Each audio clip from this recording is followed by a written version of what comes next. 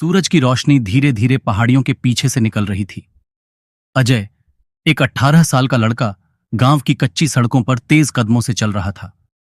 उसके हाथ में एक पुरानी किताब थी और चेहरे पर आत्मविश्वास।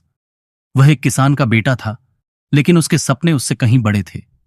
अजय का सपना था कि वह एक आईएएस अधिकारी बने और अपने गांव की हालत सुधार सके।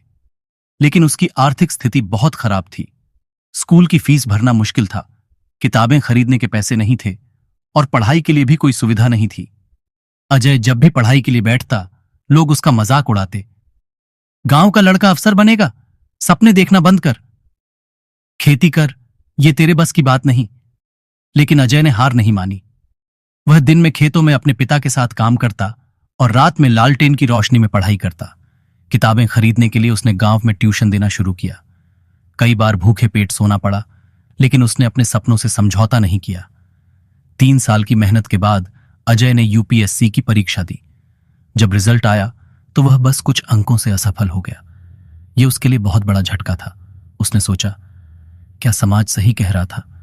क्या मैं सच में असफल हूं? लेकिन फिर उसने अपनी मां की कही बात याद की। बेटा, असली हार तब होती है जब तुम खुद हार मान लेते हो।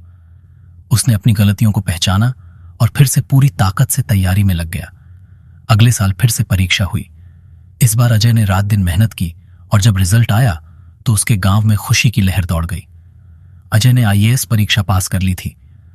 वह अब सिर्फ अपने माता पिता का ही नहीं, बल्कि पूरे गांव का गर्व बन चुका था। जिस समाज ने उसका मजाक उड़ाया था, वही अब उसकी तारीफ कर रहा था। मुश्किलें आएंगी, असफलता भी मिलेगी, लेकिन जो इंसान कभी हार नहीं मानता, वह एक दिन जरूर सफल होता है। सपनों को सच करने के लिए धैर्य, मेहनत और आत्मविश्वास ही सबसे बड़े हथियार हैं।